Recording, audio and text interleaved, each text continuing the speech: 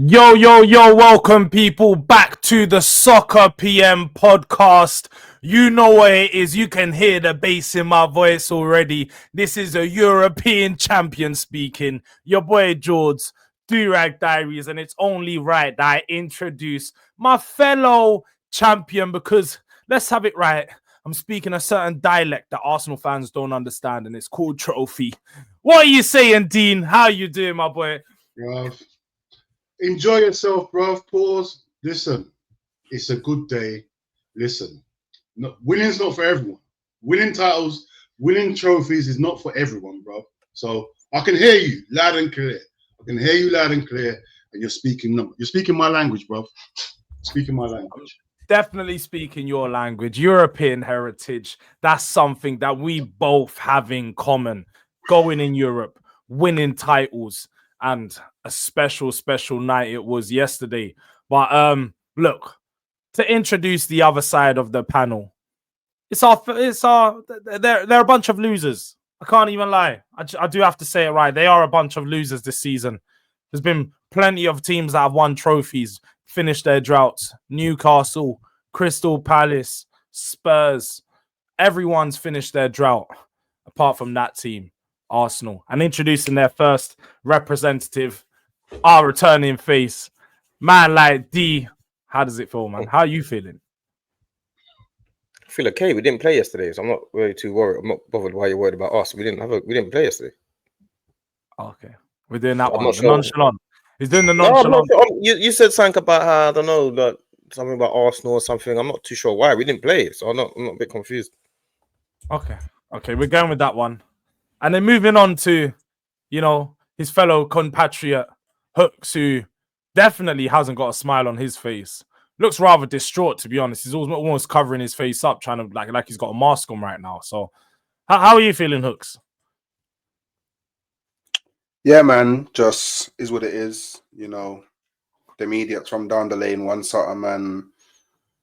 It's just a dark day, man. So, to get me, just is what it is, man. Like, for me, any Arsenal fan that's not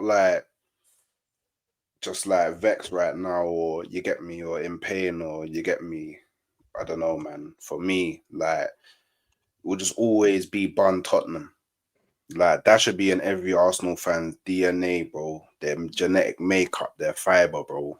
It's just a bun them, man, innit? But maybe I don't know, maybe it hits home a bit harder for me, cause you get me. I live in North London and I'm just a bit closer to the ground than that, and just grew up just around Tottenham, and you get me, lived it. But yeah, I can't lie, it's very spooky times, man. But big up, Jords, man. You finally feel that kind of elation of winning a trophy. It's been a while, so I guess just prepare for the next 17 years to be more of the same, innit? So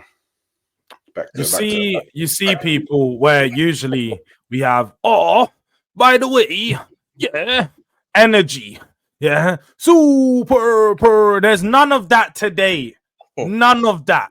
No energy. A guy with no bass in his voice, because guess what? He doesn't speak my language, yeah? As you can see, me and Dean, if you're watching, have got the shades on because we can't look at these guys in their eyes. They're not on our level. We look down on them right now. So, look, people, before we get into anything, we really do the celebrations and we talk about the game. Make sure you're showing love on all of our socials. You probably watch this on my channel, Do-Rag Diaries, if not my channel, Fam Zone TV for D and Dean, and then Half-Time Hooks for Hooks, coming out every Thursday at 6 p.m. You can see it on the ticker at the bottom. Thursday at 6 p.m. But let's start there. Champions of Europe. Dean, I know you've said that you wanted Tottenham to win from before because obviously United rivalry and all them things. But did you actually think Spurs were going to get over the line and actually get the job done? Before the game, I thought Man United was going to win it. But when I was watching the game, I knew Man United were bad, bro, but this was horrible. And don't get me wrong, you won it, yeah, no matter how the game went. Yeah, the game was horrible. I even tweeted, I didn't see 5 passes. I didn't see 5 successful passes before the ball went out or someone got fouled. But It don't matter. You won it, yeah. That's all that matters, yeah. That's all anyone remembers. You won it, but bruv, you know what? You can't sack your manager. Hope you know that. After what I saw yesterday, bruv, like it's completely different talking about it and saying, yeah, even if he wins it, we sack him. That elation you had yesterday, bruv, you can't beat that. Like, that's what trophies do. See that, no matter what's going on, that's what trophies do. And you know what? I'm sorry to you, Hook. I mean, Jords, yeah, because I damn played your team. I ain't gonna lie. I was cussing. I don't care about them trophies. I don't want to be in it. But seeing your fans, yeah, bruv, you realize just winning stuff doesn't. It could be Echo Division 8. Like, it's winning stuff, bruv. It brings a different feeling, bro. No matter what it is, bro. Because I do it all the time. I always downplay silly little cups. I cuss the Chelsea fan base. But, bro, being there, seeing what was going on is crazy. And I'm going on Monday to do the parade thing. So I'm going to see your madness as well, bro. So, yeah, I'm no longer downplaying cups. Whatever you win, bro, I'll be proud. You get me? That's my thing now, you know. You get me? So, yeah, big up, man. We're going out there, parade settings. As you said, yours is on Monday, ours is on Friday. And I suppose we're the only teams that are going to be out. There's going to be a parade in North London, not your club. There's going to be a parade in South London. There might even be a parade in West London. Maybe even East London if Leyton Orient do their job. There's parades all over the gaff. And Arsenal ain't celebrating any of them. So, D, let me bring it to you because you said your team didn't play yesterday. You don't care. Seeing Tottenham lift that trophy, be honest with yourself and be honest with us now. Look, it's a safe space. We're not on stream, you know. We're not live. You don't have to look at comments. It's a safe space. You can speak to us. Just say you wish it was you a little bit. Just say you wish it was you a little bit. No, you know what it is. Yeah. It's football, innit? So it comes with sport. It comes around in cycles. Other teams have to win trophies. This is what happens. Teams win trophies. There was a time when Leeds were challenging for top 4, and now they're down where they are. And these things happen, innit? The fact of the matter is, this is just your time. You lot deserved it because Ange was braver than Amorim. Yeah. So you actually deserved that. He dropped Son. He just said we're gonna go straight, like fight and determination and hard work. And he dropped the captain, and so he deserves it.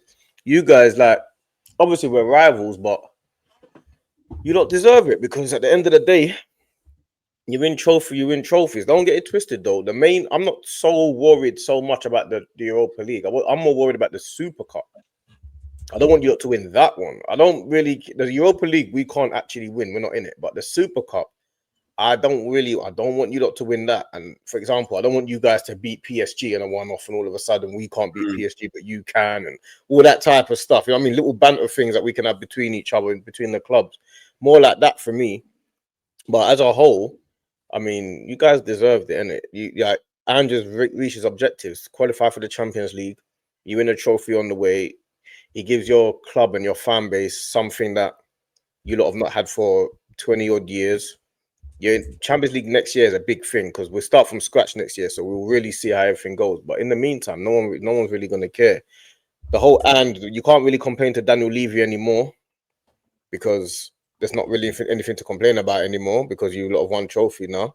So there's not much complaining that can be done because everyone that was online saying Ange should be sacked was wrong. Yeah. Everybody. Oh, no. All right. Yeah. See, look, I'm going to have to start instilling rules into this show like we've had in other shows because clearly there's a certain thing that people have forgot, that there's an order. D, look at me. Remember, there's an order to things, you know. There's an order. I remember D used to, there's a certain show that we was on previously, but now we have Soccer PM. We can instill this order into this show. If you win trophies and your team's done something, you have to go in order and we have to speak in a certain way. You can't ask me questions. Is that what you used to say? You can't ask me questions. Arsenal fans can no longer ask me questions. You can't ask Dean questions. You'll be answering questions from now. So don't be out here talking about, oh, this means this and this means this for Levy. It doesn't mean anything when it's coming out of your mouth because your analysis is invalid. You don't know about. Let me ask you a question, Hooks. When was the last time you won a trophy? Oh yeah, we're doing that. No. We're doing that. We're doing that. I'm not doing this, innit? Like, we're doing that. We're doing. I'm not doing this, innit? Like, all I know is you was wrong. That's all I know is you was wrong, and I think there's a very strong case now that Ange keeps his job. Very, very strong. He keeps his job. He deserves to keep his job for the next few years. Very keep his job. He's earned keeping his job for the foreseeable future for the next couple of years, 2-3 years at least. I wouldn't say two. I think look.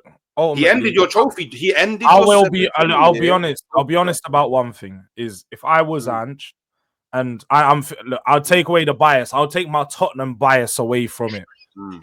Tottenham haven't won a trophy. His objective would have been at the start of the season to either finish in the top 4 and get us into the Champions League or win a trophy, or ultimately do them both, and you've pretty much exceeded your expectations. He's done both of them. He's got Spurs into the Champions League and he's won us a trophy. Now, if I was the board and Tottenham board and so on, I personally would look at the sustained fixtures across the league, how the season's played out, what 21 losses and so on and so forth. But you can't take away the fact of the black and white, and the facts and the stats show Ange won a trophy. Ange got Spurs into the Champions League. So if they do decide to keep him, look, I've just won a trophy. I'm not going to be sitting there going mad, going get Ange out my club, because ultimately I'm in a good place right now.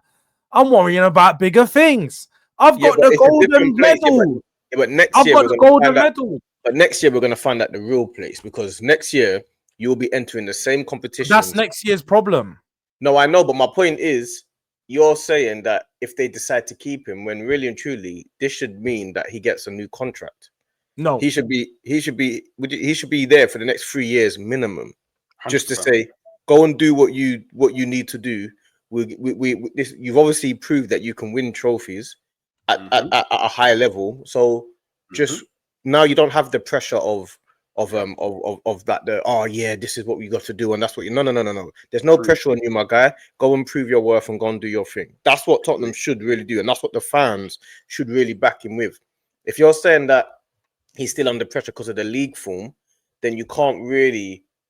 The whole trophy thing shouldn't really be a big deal. Then you should be saying, listen, at the end of the day, you've done your thing. You've proved your worth. You've ended our trophy job. You've given our fan base some of the greatest moments that they might ever see in their lifetime. Some of them. So go and do your thing now. No pressure. You got 3-year deal. No matter what happens in the next 3 years, go and do your thing. Let's see where we are in 3 years' time. It should just be simple as that. Go on. I love this. I love this conversation. Yeah, because we're about to find out. Yeah. Who's really about this? Wait, people. Remember at the start of the show how when Hook started talking, he was sat back, he wasn't really saying nothing, and now it's by the way, he's starting to get back into flow because he thinks he's in control, and he forgot to remember that there's an order to things. No, you're not asking questions. Hey. Let me actually. You seem to forget. I'm making a statement. This is Champion Day. This is a champion show. So, do you know what? Arsenal fans, we're going to have to put you to the side for a second. Okay. We're going to have to ask a fellow champion a question, because I need to, again, I feel like when we're giving the mic to Arsenal fans, they're talking about bringing out their loser mentality, talking about their no trophy mentality. Oh, you need to keep managers. Yeah, sounds a bit like Arteta. I'm not on your wavelength.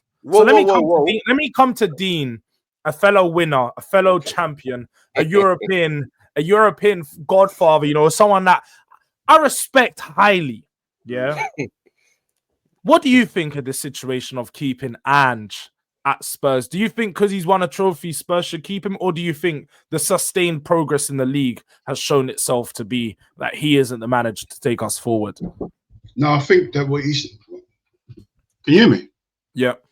Yeah, I think next year you see what happens, because you know what, obviously, because I'm Liverpool, I'll see it like this. Like, if it was Slot, he's won the league, But if he falls off next season, I'll sack him. That's what I'm on. You get me? Because we're a big club. I don't know where you rank your club, if you're still a big club or you're mid. If you're a big club, no matter what's going on, like if you won the Europa, yeah, but you can't just win the Europa and fall off next season. Like you have to progress. That's what top teams do. They don't just win a trophy and then fall off. You get me? Like, because I'll let him stay next year and see where we're going. Because this should be like you've gone past, you've got the trophy now. Now where do we go now? You can't go backwards again. That's crazy. Yeah, but what's backwards though?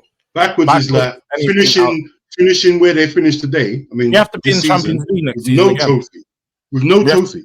Champions League place. Yeah, but that's what I'm saying. The difference is now is that's why I said next year we're really going to see the difference, because now you're in the Champions League week in, week out, Wednesdays, Saturdays in the Premier League. You got to remember they finished 16th or 17th in the Premier League. All these teams in the Premier League are much harder than the teams they face in the Europa League. The team that they beat in the final, Man United. Actually, just to clarify, and some of the teams that we did face, Man United, Atletico Bilbao, Champions League, Frankfurt, the team we beat in the quarterfinals, they're now in the Champions League next year. You didn't play Bilbao. Oh, we played Frankfurt. They're in the Champions League next year. So to say that teams that we're facing in the Europa League are going to be much harder is disingenuous. The Champions League does have that caliber. Champions League does have that caliber of team in it, but we're not guaranteed to play all the big teams. Remember, you just get a random draw. We could play a load of rubbish teams in the first couple rounds. No, there are no rubbish teams in the Champions League. There are no rubbish teams in the Champions League. There aren't. In the Champions League, every single team, and even if it's not every single team at home, when you go away to the team that you think are easy, it's a chaotic atmosphere. The best teams that you face, when Man United face Bilbao and that level, that's a relatively basic team in the Champions League. That's a basic level that you're going to have to play against. Like the team, like again, you're saying there's no rubbish teams in there. I'm seeing Young Boys. I'm seeing Slovan Bratislava, RB Salzburg, SK Sturm Graz, Crvena Zvezda. Like, what are we doing here? FB Stuttgart, Shakhtar Donetsk. There's no rubbish teams in Champions League. Bro, you're crazy. You know what it is. You haven't played any of these teams. I've played all these. This is the thing. I've played these teams. I've been in the Champions League before. Not recently. Yes, we have as of recent years. We was only in Champions League 2 seasons ago. Bro, you play these teams. I'm telling you. So that's why I said next year. This is why I said next year is going to be the real test, because next year, all the teams that need to be where they need to be are where they are. So you will see when you play Arsenal, Man City, Liverpool, Man United, either Newcastle or whatever teams, they're going to be all in the same competitions, and you're going to be able to see whether or not the level that you're at, because the level that you played in the Europa League and the Premier League is not going to be sustainable, because you've got to actually progress into the Champions League places in the Premier League as well. It's not about the Champions League. I get what you mean. We can go through the Champions League, but I'm saying you actually finished 17th or 16th. But you do remember. But you do remember last season, yeah, in the season that we played Premier League, we finished 5th in what some would say was a better Premier League. If you go off the point tallies, where teams were, your team was better last year. A lot of teams were better last year, so we finished 5th in the Premier League. A lot of teams were nowhere near better. A lot of teams were, and there's a lot of teams that fell off that have got better. It's been an up and down. Some people will think this season's better. Some people think last. For me, it's neither here or there. It don't matter. But we finished in those positions before. I don't sit here and do injury excuses. You know me. I don't like to sit there and focus on that stuff, because ultimately you got to work with what you got. But the injuries do play a big part as to where Spurs were. Spurs aren't a 17th place team. We know we've got players much above that level, but we will need to be ambitious in the transfer window to show that we want to be sustained in that progress and actually stay at the Champions League level players. The point I was making was, you think the jump's going to be too big? But what I'm saying is, when you're in the Champions League, which is what we figured out when we found out last year, which we struggled with, is every single game you haven't got time to rest your players. There's no such thing. Yeah, I know. If you play in the Champions League in the first round, in the very first game, it doesn't matter if you play a Sturm Graz. You're going to play your full team. It doesn't matter. You're not going to see Real Madrid play Sturm Graz and Mbappe and Bellingham on the bench because they're resting their players. If they were playing in the Europa League, they would probably rest a lot of their players. Like Chelsea are resting a lot of their players. No, I get what you mean, but I think the latter stages. That I doesn't. The League Cup, the FA Cup teams rest their players because they feel that they can still get through. In the Champions League, that does not exist. No, I get what you mean. I don't deny that. But again, we played Thursday, Sunday football, so we're used to two games a week. Yeah. And again, I think our squad's going to be better prepared for next season. Having gone through the tough season we've gone through this year, the injury struggles, you know, the battles to get back from that. I think our players are going to be in a much better place next season, fitness-wise, so we don't have as much injuries as we've had this year. Because as you see, going through that, coming out of that, let's know, you guys must know science, man. When you break down your muscles, naturally they get stronger over time when you're coming back from all these injuries. So I expect these players to have less problems next year, and us, it's going to be very key going to make those right signings to play at the Champions League level. But I want to take it just back to the game, because obviously you spoke a bit about should Ange stay. I hear it. Arsenal fans wanted to go straight to that. Like, they've got they should be concentrate, because they're moving a bit clumsy right now. Yeah, because they've got to focus on their manager and whether he's going to be staying or leaving, just like Man United need to be. And that's what I wanted to talk about, because we spoke about Ange, should he stay or leave. Ruben Amorim, what does this Europa League final mean for his job as Manchester United? Because he's gone down as literally the worst Man United manager in history at this point. He's got 9 points in 5 months. They've got continuously worse under him. He keeps saying they can't lose games. They're losing more. He actually thought they were the better team yesterday. Hooks, let me bring you in here. Ruben Amorim, should he be sacked?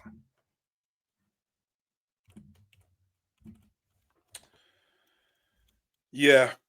Yeah, do you know what? I was gonna try and make the case that he doesn't have his own players yet, but I don't even think you can make that case here to have only got like 9 points over the course of 5 months, to lose against Tottenham in a final for a European trophy, to blow your only route back into Europe, which I think was a fairly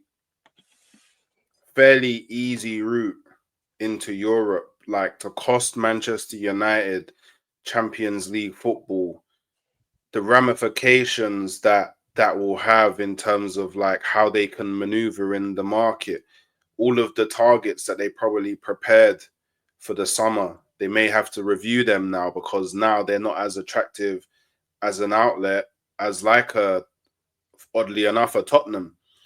Like literally Tottenham you could go for the identical targets that Manchester United were going to go for. You probably get them because you can offer them the one thing that Manchester United can't offer, and players at this level want to be a part of, and that is the Champions League.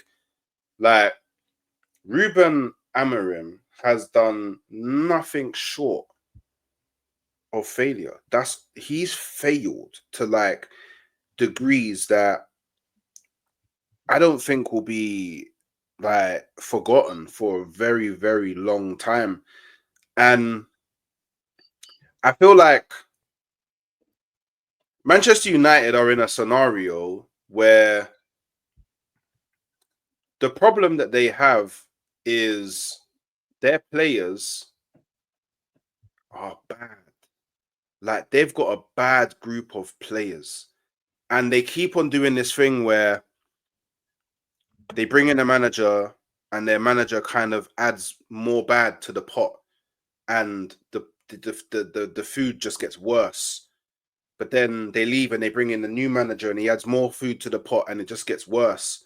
And now like the pot is overflowing and they need to simmer it down, but they can't because they don't have the facilities to change their scenario anymore because it costs them too much money. Like, it's like, you got to think, yeah, Rashford and Sancho still have to come back, and Anthony, into this group of players. Do you know what I mean? Like, it is so dark. But then, look, I think it's very damning when a manager openly comes out and says, if the board wants me gone, if the fans want me gone, I'll leave without taking compensation. Do you know how mad it is to say that openly to the public? It's crazy. It's actually crazy. Like, I think he deserves to be sacked. I don't think they will sack him though, because they're now short of money, and I know he said openly, no compensation, but contractually, Manchester United would be put in a very, very awkward position if they didn't give him compensation for sacking him. He could literally, like, he said, she said, don't really matter. The contract says you give me compensation if I leave, you didn't, and it's a whole court case that Manchester United don't really need. Yeah, he done the save face thing. He's doing to the fans. Yeah, don't pay me behind closed doors. Yeah, lawyers chat to them, man. Like mind games. He's doing the mind games thing, so he can run it back. But no, there's no doubt about that. Look, I think there's definitely some acknowledgement we can have as rival fans and saying Man United's team was never set up for success this season. They were never set up to do anything big. They're poor quality players. The fact that nearly every player that's left them, Rashford, Anthony, Scott McTominay, they're all having better times away from the club, goes to show you how damning the culture is over there, how it ruins players, because everyone just leaves there and has a whole new lease of life. But Ruben Amorim has not done enough to change that. He's not done enough to try and work with the players he's got to get the best out of them. And although I think he should be sacked for how bad he's been, I do think that if they do sack him, they're just going to get into a vicious cycle of changing managers, which they've already been in for a while. So they're going to have to stick it out. There is one point of when you just have to stick with a manager through the tough times, and somehow you come out on a better side. And Ruben Amorim might be that guy. They're probably going to have to stick it out of him. But it is a sackable offense for everything he's done this season. He is definitely a sackable offense. But bringing you in here, D, because obviously you spoke about a few changes in the game, what you saw. Did you see enough from United yesterday to suggest what Ruben Amorim said about them being the better team and potentially deserving to win? Not at all. They had more of the ball in the second half, but that's the lowest quality final I've seen in a long time. That's the first thing. Second thing is, Amorim doesn't deserve. Like, everyone keeps giving like little nuances and saying like things like he hasn't got his players and stuff like that. And every single situation, every decision that he's made has been wrong. You got rid of Rashford succeeding. You don't play in when he comes out and he says he does his harsh truth. Even when he took out Onana out of the team and then put in the other keeper, and the other keeper made a mistake against Tottenham. It was against Tottenham, I think it was. He made a mistake and conceded a goal. He realized, okay, I made a mistake there. He always comes out and he does this refreshing thing of talking honestly about the players, which is not helping, because now you're telling everyone too much all of a sudden because you're losing every minute. So now what you say, no one's really taking it as if to say like, you know what you're talking about. It's now, why are you talking so much? If you was winning, it'll be, it's refreshing, but you're talking too much all of a sudden. Every decision he's making is wrong. And they've also, the situation now it comes down to is half of their players are not old players. These guys are all young and new. I don't understand when we've got this thing of like this team is old and we need to get a whole new team. Their whole team is brand new. Euro is brand new. Dorgu is brand new. Onana is brand new. Ugarte is brand new. Hoyland is brand new. Even to the point where Xerxes, brand new. Even to the point where what's his name? Ahmad was in the squad. Who? Yeah, the Lit's not even old, is he? The Lit is, but even to the point where Ahmad came in the squad, he hasn't been playing. He's almost like a brand new player. All these guys are young, brand new players. So this whole thing of I need 10 new players, I don't understand that. He's got brand new youngsters. These are all young players. I don't understand. Even yesterday, you got Mainu and Garnacho. These are young players that have got meant to have energy. Bruno Fernandes, you got in your team. He's not an old over the hill player. Which the only players they've got that are supposedly over the hill is Casemiro. They got a couple players like Lindelof and maybe Maguire. Lindelof didn't play. Maybe Maguire. Who else is over the hill in their team? No, there's not, to be fair. I mean, Casemiro, you could argue, but again, he's the one player.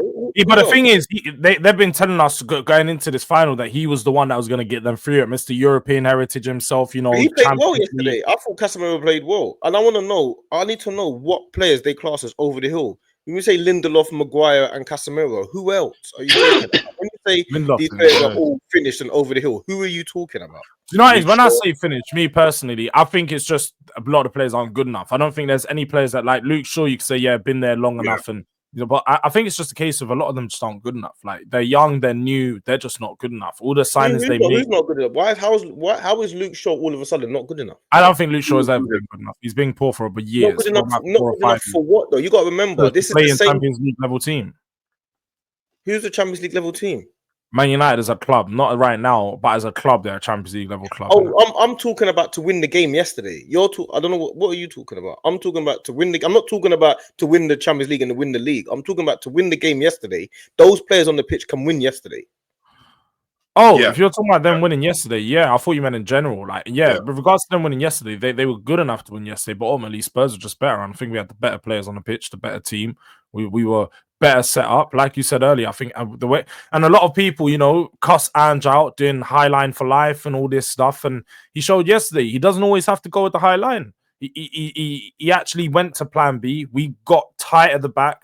Played a lot of direct passes, didn't try to play through the lines. You never once saw Vicario play out from the back.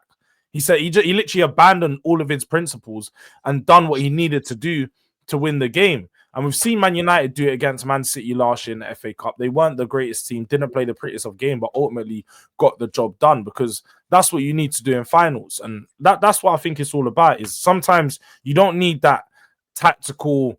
You know, you don't need to be like the tactical genius. You don't need to be Pep Guardiola to win these games. Sometimes you just need to get down to the basics, defend, stop the other team from scoring, and get your goal. And look, it wasn't pretty. Like you said there, the quality on show was a joke at times. I think the goal sums it up, innit? The Brennan Johnson goal, the fact that it bounced off Luke Shaw's arm, he kicked it, Onana's falling all over the place. Well, Luke Shaw's only playing because Amorim plays 5 at the back. That's the reason why he's playing. If he was playing 4 at the back, Luke Shaw might not be playing. He might play Dorgu left back. I don't think you go Dorgu left back. That's the thing, though. I don't think he's strong enough. But this is his. What I'm saying is, these are his decisions. This is your decision. Yeah. You're the manager. This is your choice to do what you need to do to win the game. Or if you want to now go forward, you want to start challenging for Champions League spots, or you want to progress the club. I now know that he can't progress the club with these players. That's what I know. So what happens now? You need what, $1 billion?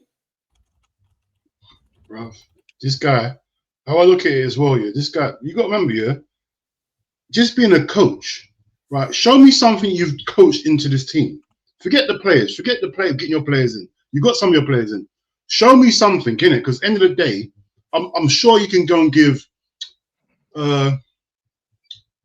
any say I got a pair of trainers I can't wear, they're too small, I can still show you I can run fast. Yeah, I don't need the best trainers, bruv. Show me something. This guy hasn't showed me nothing that he can do anything. These are professional footballers, bro. Like all of these are Premiership professional footballers, and I haven't seen not one thing out of them, bro. Like the thing with this year, you had Ten Hag, cool. You moaned about Ten Hag. He won you a trophy. He changed his tactics. He done whatever. This guy here, obviously we're gonna wait till the summer and see who he buys. But bro, I haven't seen not one bit of anything to say to me that yeah, even with his own players, he'll get things right. There's no hope. I can't see a single shred of hope what he's done so far. Like you said, they haven't even won back-to-back games, bro. That is insane. You haven't won a game and then won the next. You haven't played this week, win, and then next week win again. That's crazy. That is how. I think it's the first time. I'm pretty sure it's the first time Man United have done it, or a team of this level anyway, has ever happened to. But Jules, you won last week. Yeah? Everyone's running at home, had a good time, yeah, whatever. And then next week you don't win. That's happened every single week. Like, and I'm talking about. I'm not even talking. You know what kills it? I'm not even talking about win then win. Bro, sometimes they lose then lose. What the hell is that? How can you lose and lose and never win and win? That's mad to me. He's got a nerve, bro. He's got a nerve. Seriously, man, he's got a nerve. How dare you have that record? You should. No. If I was a Man United fan, I'll think, nah, how dare you, bro? Nah, honestly. And the fact that he comes out after the game and says we were the better team, it's just shameless. It's so shameless from him, man. You've got to do better. Have some class, you know. Have some humble in defeat. And do you know what? I'm surprised I still haven't got like a round of applause, a clap, a celebration from, you know, like. Do you know what? Do you know what? Yeah. Do you know what? Yeah. Let me. Do you know what? Some man are over here trying to talk a lot, but they've not said a certain 2 words like. All right. Well done. You know what? Yeah. I'm gonna read that. Yeah. I need a bit more bass, like a bit more. No, I'm gonna read that. Yeah. Brentford's first 11. Yeah, against Fulham last game. Yeah.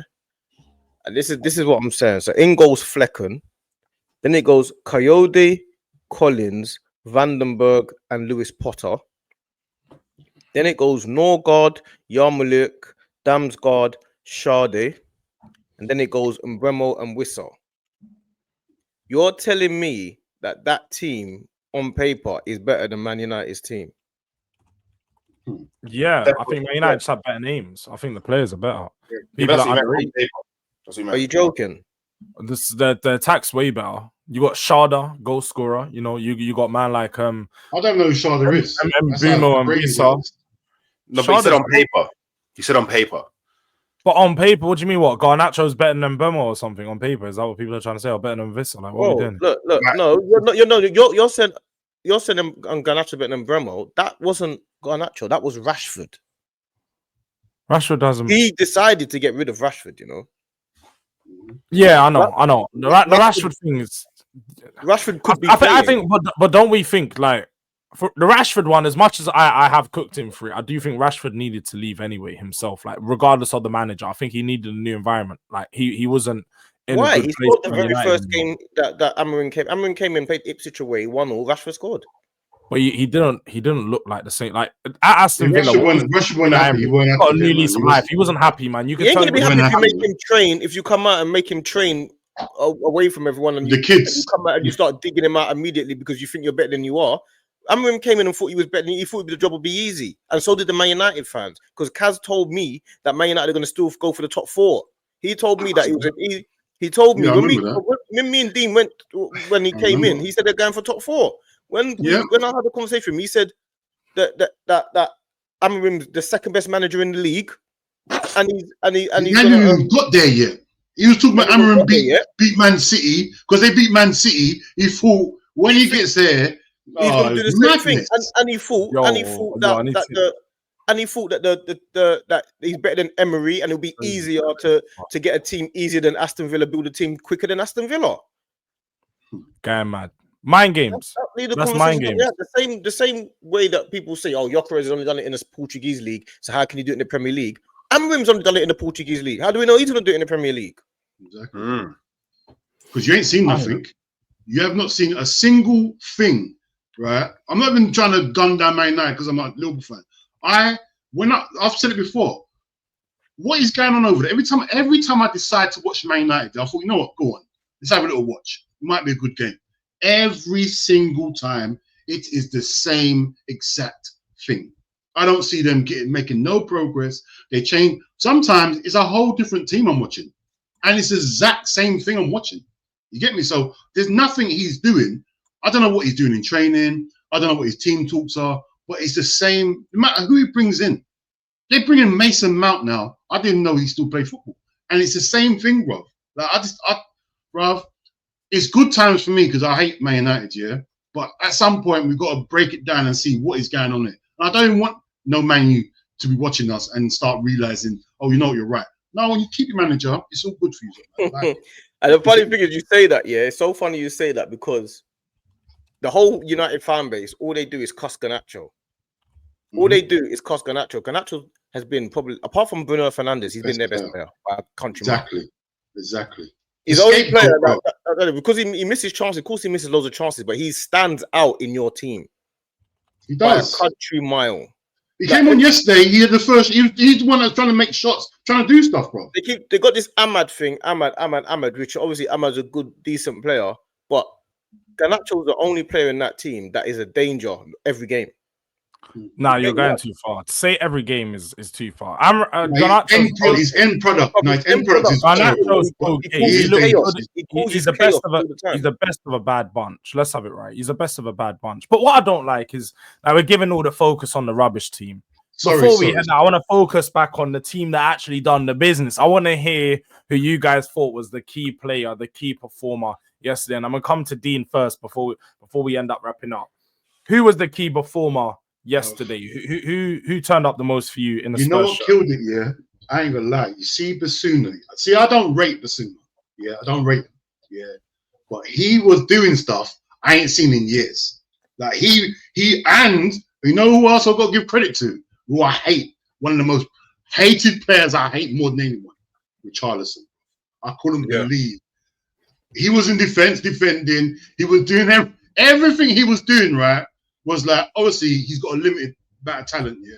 But he was using everything he had, every stride of everything he had to win that. You saw how much he wanted to win that. Him, Basuna, Van der Ven, you know, all your players stood up, bro. But yeah, especially Basuma and what's his name? Richarlison, bro. I see it as your doggy. You think so, yeah? I think it was your doggy that was there. Yeah, he was class. Doggy was class.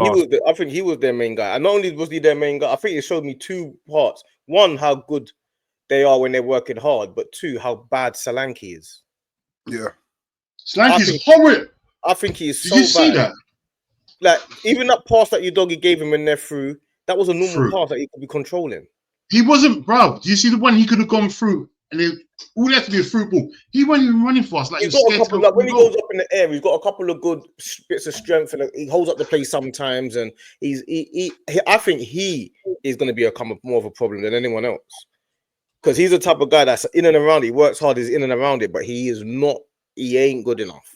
He's not. I told you that before. He's not good enough. Like Richarlison, even Brennan Johnson is the type of player that will always get goals. Solanke was, to me, is just he got bullied, manhandled by Harry Maguire. I'm not gonna lie, I was just really disappointed in his performance yesterday. But more than anything, like you said there, I think Richarlison was great. I think Basuma had one of his best performances in a Spurs shirt ever. Van der Ven and Romero were they put in, literally didn't do a foot wrong. Clearance off the line. For me, when I saw that clearance off the line, I said it in my watch, I was like, yeah, we've won the game. After that moment, you just have that final conviction that, like, yeah, today it's really gonna happen. And that's why for me, I'll give it to Van der Ven, because there was a few moments in the game where you just thought they were gonna get through, and he's just doing challenge. He's heading things away. He's cleaning up. I generally didn't see him put a foot wrong. But it could go to anyone, because the effort from a lot of the players showed was just up there. A star effort, man. Go on, Hooks. Do you know what? Yeah, I honestly think the only person for Tottenham that played bad yesterday was Solanke. I think everyone else played. You know what? Yeah, it's not so much about like the quality of the performance or anything like that. I just think that you lot played better as a team. You lot played better as a unit. You lot took more responsibility in the game. It just looked like you guys wanted it more. Like, do you know what? Yeah, I'll put it down. There was a moment, yeah, in the game. Yeah, I think it was the first half where Porro went down, yeah, injured. He done something, yeah. And instead of lying down and I guess kind of waiting for the ref to blow the whistle, he got up and I see him hopping and hopping and run back, and like, you guys just had more heart. You just wanted it more. And don't get me wrong, I feel like the early goal, the goal helped, yeah. But I think I even said it in your watch along. Like, you guys looked the far more dangerous team. Like, I feel like you guys were so much more threatening whenever you went forward. Like, I don't feel like you ever really faced too much of a problem from Manchester United. And then obviously what you did in that second half, like, and showing that, yeah, cool, we can play in a different way. You know, we can be resolute, we can sit back, we can drop the line a bit deeper, and we can fight in our half of the pitch.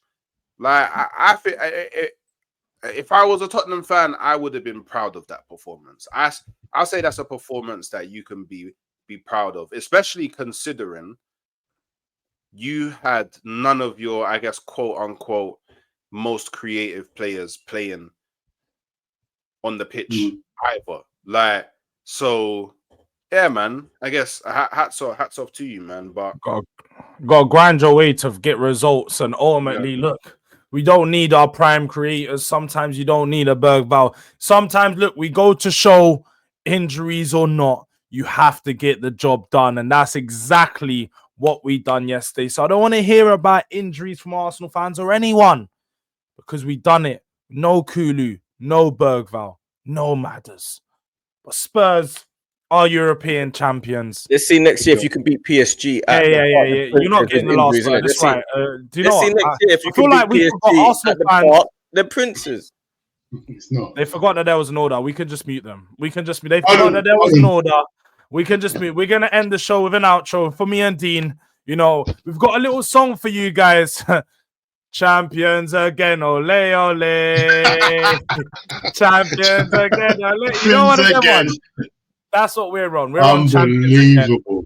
We are champions of Europe, and Arsenal fans are going to have to indulge in it for a very long time. But big up to everyone that's tuned in and locked in for another Soccer PM episode. We are back every Thursday, 6 p.m. Keep an eye out on Halftime Hooks' channel, Fam Zone TV, and Durag Diaries. Make sure you're going to be back. Champions of Europe. Spurs have done it.